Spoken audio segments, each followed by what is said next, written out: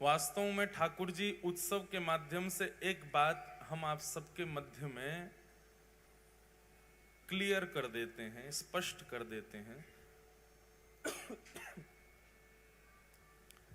नाम, रूप, लीला और धाम, बहुत ध्यानपूर्वक सुनिएगा। नाम, रूप, लीला और धाम, ये चारों जो हैं ये स्थिर रहने वाले भाव नहीं हैं। ये चारों चलायमान हैं। शब्दों पर ध्यान दीजिएगा। ठाकुर जी का नाम, ठाकुर जी का रूप, ठाकुर जी की लीलाएं और ठाकुर जी का धाम, ये स्थिर रहने वाले भाव नहीं हैं। जहां इनका आवाहन कर दिया जाए ये चारों वहीं उपस्थित हो जाते हैं। इस बात को आप पूर्णतया सत्य मानिएगा। किंचित भी कोई संकोच ना कीजिएगा, किंचित भी प्रकार का संशय मत कीजिएगा इस बात पर कि इस सभागृह में हम 4 दिन से बैठे थे, तो हमारे जीवन के ये 4 दिन जब चित्रकेतु फाइल दिखाएंगे ना, तो ये 4 दिन वही लिखे होंगे कि कहां थे ये, बोले जगन्नाथपुरी में थे, श्री जगन्नाथ जी में थे। ये हिसार में नहीं थे, ये हरियाणा में नहीं थे, अग्रसेन भवन में नहीं थे, कहां थे, जगन्नाथपुरी में थे।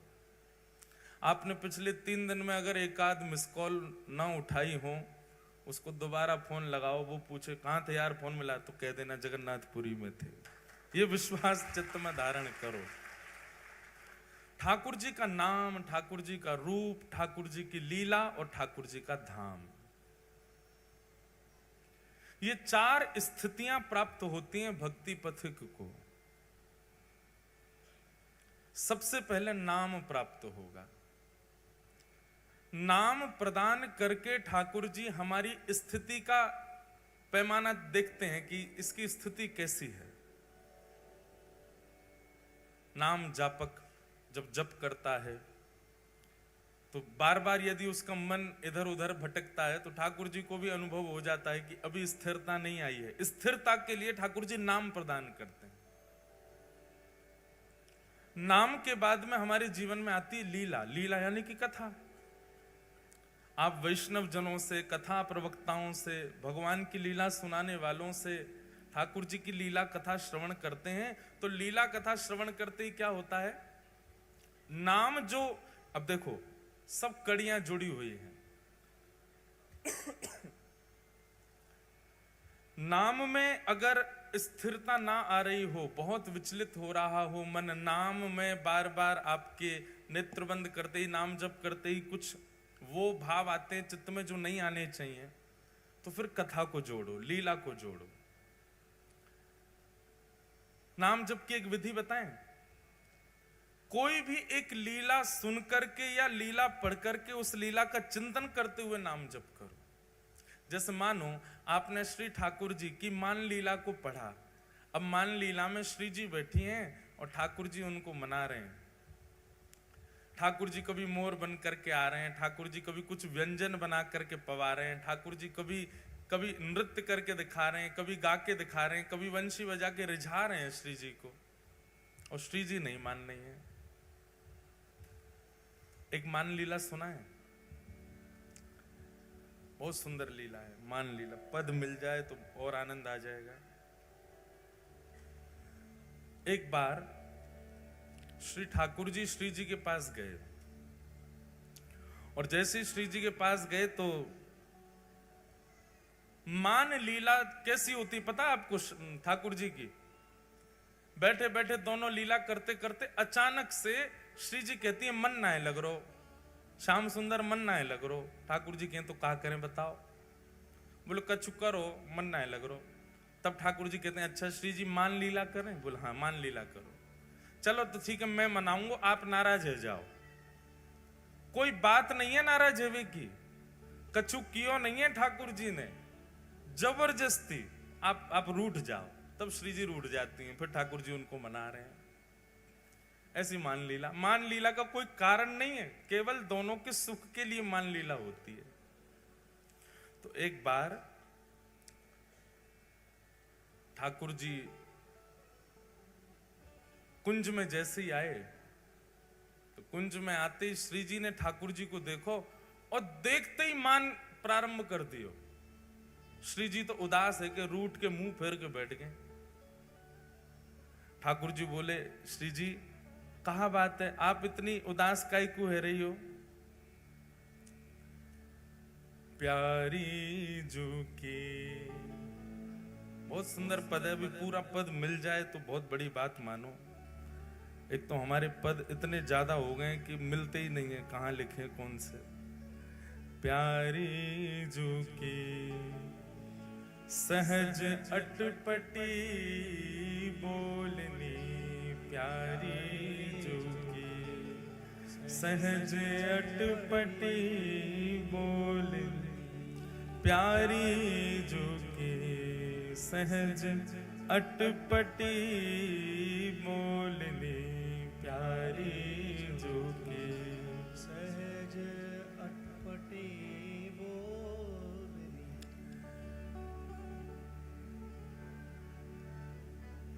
किशोरी जी नाराज है गई हैं ठाकुर जी से। ठाकुर जी कह रहे हैं, श्री जी ऐसी मान लीला तो आप कभी ना करो। सब लोग इधर देखो, ध्यान से सुनो। ऐसे मान तो आप कभी ना करो। कहां कारण है आपके मान को?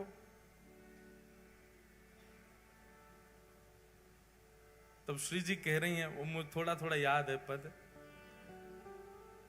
मोहूते रूप गुण सुंदर, मोहूते रूप गुण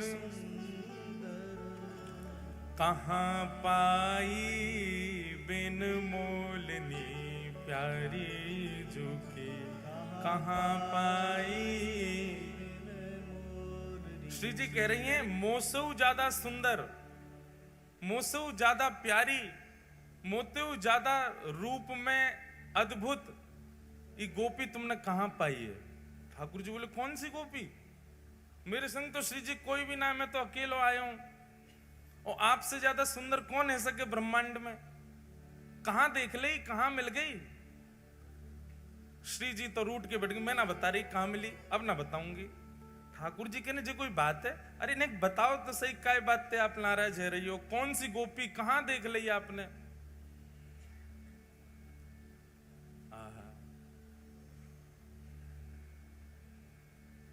बड़े बड़े नैन अरुण कजरारे, बड़े बड़े नैन अरुण कजरारे, करत मन में किलोलनी, प्यारी जो करत मन में किलोलनी। अरे देखो तो कैसे बड़े बड़े नेत्र हैं, और उन बड़े बड़े नेत्रों में काजल लगा के और आई है, और ऐसी भोली सी भाली सी प्यारी सी ऐसी किलोल कर रही है, मंद मंद मुस्कुरा रही है। ठाकुर जी बोले, मैं कहां जाऊं, है कहां जे गोपी, ये दिख कहां रही है आपको? श्री जी बोली, मैं ना बता रही, रूठ के बैठ गए। ठाकुर जी बोले, श्री जी आपके पांव पड़ूं, आप जो कहो वो करूं, मैं सदा आपको दास बनो रहूंगा। नहीं यूं तो बताओ, मान कर काय बातते रही हो? इतने में ललिता विशाखा आ गई, और विशाखा ललिता सो श्री जी कान में कह रही है, काय बात से नाराज? ललिता जी बोली, अरे श्याम सुंदर, तुम्हें शर्म ना आवे हैं? हमारी श्री जी पूरे दिन आपकी बात निहारते हो, तुम दूसरी गोपीन के पीछे पीछे डोलो। अरे वही तो पूछ रहा हूं, इनके पामन में परो परो कौन सी गोपी? मो नाम तो बताओ, वाको रूप तो बताओ। श्री जी ने फिर देखो ठाकुर जी को बोले, इधर आओ बताऊं। जैसे ठाकुर जी समीप आए तो ठाकुर जी ने गले में एक नील मणि पहन रखी, वह नील मणि को उठा करके श्री जी बोली, देख ललिता, यहां में जो छप रही है गोपी जी है। ललिता जी ने जैसे ही देखो तो वो छप नहीं रही है, नीलमणि के प्रतिबिंब में श्री जी अपने आप को ही देख रही हैं, और अपने आप को देख करके ही कह रही हैं। नीलमणि के प्रतिबिंब में श्री जी स्वयं को ही देख रही हैं और कह रही हैं, मोते हु रूप गुण सुंदर कहां पाई बिन मोलिनी, बड़े बड़े नैन अरुण कजरारे करत मन में किलोलिनी, प्यारी जू की सहज अटपटी बोलनी। ठाकुर जी के तो नेत्रन में प्रेमाश्रु भर गए, कंठ से लगा लियो श्री जी को, बोली आप कितनी भोरी हो। अरे श्यामाजू, ये मेरी मणि में कोई और गोपी ना है जे आप अपने ही प्रतिबिंब को देख के अपने ही रूप गुण को बखान कर रही हो। श्री जी बोली हैं सच में जे मैं ही हूं? ललिता विशाखा बोली हाँ श्री जी आप ही हो, इतनी देर से अपने ही रूप को गुणगान गा रही हो। श्री जी तो ऐसी भोली दौड़ करके गई, हंसने लगी, बोले मैं हूं कैसी भोरी हूं, मुझे पता ही ना चली मैं अपने ही रूप को वर्णन कर रही इतनी देर से हूं। अब ये लीला आपने सुनी, अब इसी लीला का चिंतन करते करते करते करते चिंतन में मानसी में दो भाव प्रधान होने चाहिए कि एक तो स्पष्ट लीला आपको पता हो, फिर उस लीला में सहचर्यों में स्वयं को भी रखो। जैसे ललिता हैं, जैसे विशाखा हैं, जैसे अन्य सखियां हैं, उन सखियों के साथ आप भी वहां उपस्थित हो। और दूसरा ध्यान आपको रखना है कि अपने साथ साथ अपने गुरुदेव को भी उस लीला में रखो, क्योंकि गुरुदेव के बिना आप मानसी में लीला में जाओगे आपसे अपराध बन जाएगा। हरिदासी परंपरा का तो नियम है कि गुरुदेव भी सखी रूप में आए हैं लीला में, तो गुरुदेव भी विराज रहे। पर आपकी जो भी परंपरा है, आप गौड़िया वैष्णव हो, आप रामानुज वैष्णव हो, आप हरिवंशी हो, आप हरिदासी हो, आप रामानंदी हो, आप जिस भी परंपरा से हो, अपने गुरुदेव को लीला में जरूर रखो। हमारे गुरुदेव एक वृक्ष के नीचे बैठे हैं और लीला हमको दिखा रहे हैं, तब स्वयं सहचरी या सखी या सखा भाव से लीला में प्रवेश करो और फिर नाम जप करो। आपके जप में कभी कोई दूषित भावना आ ही नहीं सकती, ये जप का नियम होता है।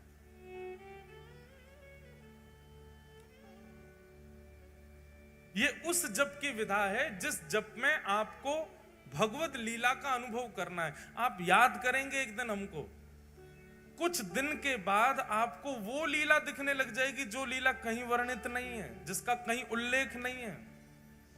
छोटे छोटे बच्चे आते हैं कथा में और लीलाएं बता बता करके जाते हैं।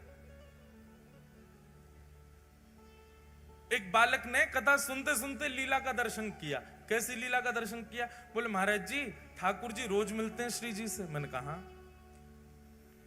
और रात्रि में मिलते हैं अधिकतर। मैंने कहा तो श्री जी को तो बड़ी दिक्कत होती होगी। मैंने कहा क्यों? बोले ठाकुर जी कारे कारे और अंधेरे में मिलवे जामे। तो ठाकुर जी तो अंतर ध्यान ही रहते होंगे, श्री जी को ढूंढने पड़ते होंगे। श्याम सुंदर ने हंस जाओ तो दांतन से पता चले कहां हो।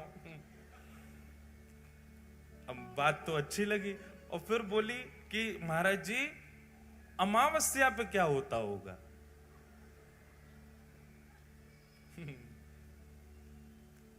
मैंने कहा आपके मन में क्या भाव आया? तो फिर उसने अपना मानसी चिंतन बताया। बोले महाराज जी हमारे चिंतन में ऐसा आया कि ठाकुर जी अमावस्या को मिलने आए तो श्री जी बहुत व्याकुल हो गए कि ठाकुर जी दिख ही नहीं रहे, श्याम सुंदर दिख ही नहीं, दिख रहे हैं नेक नेक दिख रहे हैं। अब ये लाइट चली जाए तो उनकी आंख ही आंख दिखे बस, और तो कुछ दिखे हुआ ही ना। ऐसे कारिया ठाकुर हैं। तो श्री जी ने क्या किया? श्री जी ने जैसे ही अमावस्या को ठाकुर जी मिलने आए तो श्री जी बेचैन है गई। अब श्री जी बेचैन भई तो श्री जी के मन में जब कोई आर्त प्रकट होता है, जब कोई बेचैनी आती है तो समस्त प्रकृति श्री जी को प्रसन्न करने में लग जाती है। जैसे प्रकृति को पता चला कि भैया श्री जी उदास है रही हैं, तो सबने जाके पूर्णिमा चंद्रमा से कहा, बोले तुम प्रकट हो जाओ। बोले आज अमावस्या, आज कैसे प्रकट है जाऊं? मुझे कुछ श्राप लगो भयो, एक दिन अंतर ध्यान होनो है मुझे। अरे तू देखना रो श्री जी इतनी व्याकुल है रही हैं। ये उसके मानसी का चिंतन है, ये लीला कहीं लिखी नहीं है। ये एक बालक की सुनी हुई कथा सुनते सुनते उसके मन में चिंतन आया।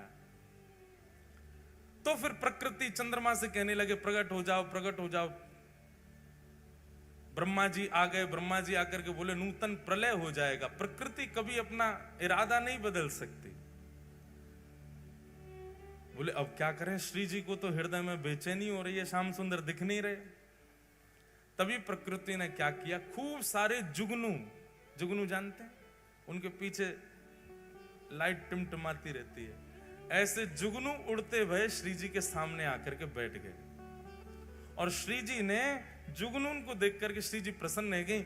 अब एक एक जुगनू श्री जी उठा रही हैं और श्याम सुंदर के जा अंग को दर्शन करना चाहे वहां वह जुगनू को हार बना करके श्रृंगार बना करके धारण करा रहे हैं। सिर पर मुकुट में धारण करायो, लड़ में धारण करायो, कानन में धारण करायो, ग्रीवा में धारण करायो, माला में धारण करायो, हस्त कमल के बाजूबंद में धारण करायो, कड़ूलान में धारण करायो, करधनी में धारण करायो, चरणन में धारण करायो और सर्वांगीण श्री अंग पर जुगनू धारण करा करके अब श्री जी ने सामने श्याम सुंदर को खड़ो कियो तो श्याम सुंदर दिखन लगे। श्याम सुंदर दिखन लगे तो श्री जी नृत्य करने लगी, आनंद में भर गई।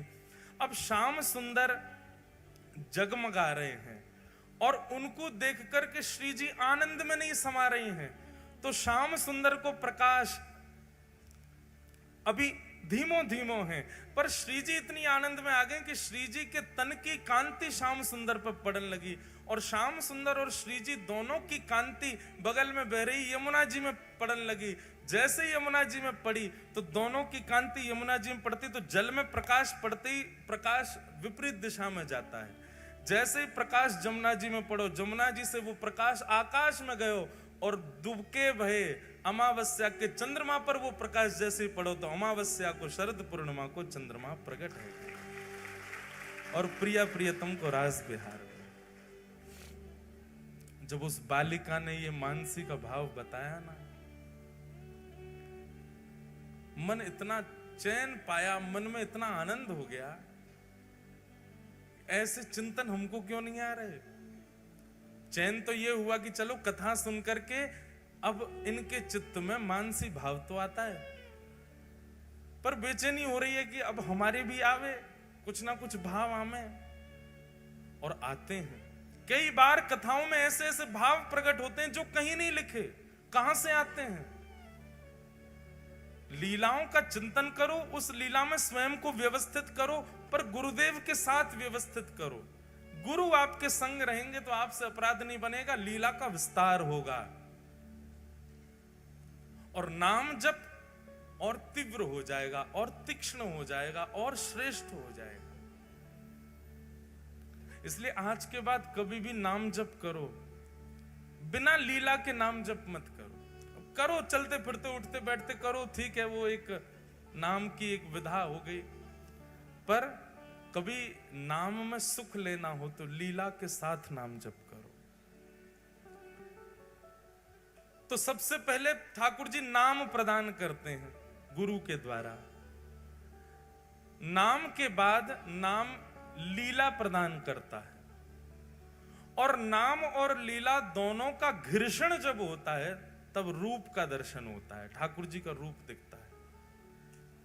और जब नाम और लीला के घर्षण से रूप प्रकट होता है तब तीनों के प्रस्तुत होने से धाम की प्राप्ति होती है। कई लोग कहें हमको धाम चाहिए, प्यारी मोहे दीजे वृंदावन वास, प्यारी मोहे दीजे वृंदावन। कैसे मिलेगो? धन के बल पे वृंदावन पहुंच गए। बहुत ध्यान से सब लोग इधर देखो, धन के बल पे वृंदावन पहुंच गए, जमीन खरीद ली, प्रॉपर्टी बना ली, जे वृंदावन बास नहीं है। एक बात हमारी लिख लीजिएगा, आपके परिश्रम से आपको वृंदावन मिले, आपके परिश्रम से आपको पुरी मिले, आपके परिश्रम से आपको धाम मिले, वास भी और कुछ दिन के भ्रमण के लिए भी जाना हो तो भी आप यदि परिश्रम करते हो, आप तिथि निकालते हो, आप टिकट खरीदते हो, तो अभी समझियो कि धाम अच्छे से मिलो नहीं है। लेकिन आपने कोई अथक प्रयास नहीं किया, लेकिन अपने आप योजना, वातावरण, माहौल सब ऐसा बनता चला गया कि आपको जाना ही पड़ेगा और कोई उपचार आपके पास नहीं है। तब ये समझो कि अब धाम मिला है, धाम ने बुलाया है। आप प्रयास कर रहे हैं तो समझो भी धाम नहीं मिलो, लेकिन धाम प्रयास करे आपको बुलाने का, तब समझो। और धाम कब प्रयास करेगा? जब नाम, लीला और रूप ये तीनों आपके चित्त में विद्यमान हो जाए। तब धाम की प्राप्ति। तो यहां हम लोग क्या कर रहे हैं पिछले 3 दिन से? श्री जगन्नाथ जी को नाम गा रहे हैं, श्री जगन्नाथ जी की लीला सुन रहे हैं और श्री जगन्नाथ जी को रूप देख रहे हैं। तो निश्चित है कि हिसार जगन्नाथपुरी बन ही गयो, 4 दिन के लिए धाम आ गयो। यही बात हम बताना चाह रहे हैं कि आपके ये जो 4 दिन और मेरे हमारे जो 4 दिन है, बिना उड़ीसा पहुंचे, बिना उत्कल में प्रवेश किए, बिना पैसा खर्च किए, हिसार में बैठे बैठे हमको जगन्नाथ धाम की यात्रा है गई है। बोलो जगन्नाथ महाप्रभु की। नाम रूप लीला और धाम। महाप्रभु श्री जगन्नाथ जी ने खूब अनुग्रह कियो। आज चतुर्थ दिवस विश्राम दिवस है। शाम को बधाई उत्सव भी है 6 बजे से। आप सब लोग बधाई उत्सव में जरूर पधारना। हमारे दिव्यदास भैया खूब आनंद कराएंगे। कहाँ गए? अच्छा वो बैठे, अंतर ध्यान है गए। शाम को कल श्री गिरधर लाल जी रथ में विराजमान भये और रथ विराजमान है करके रथोत्सव भी भयो। आज बधाई उत्सव होगा और प्रार्थना तो हमने भी गिरधर लाल जी से की है। हमारे सब निताई गौर परिवार का भी बहुत भाव है अगले वर्ष के लिए। अब जैसी गिरधर लाल जी की इच्छा होगी, अगले वर्ष का क्रम बन पाया तो जरूर हिसार पुनः आएंगे। और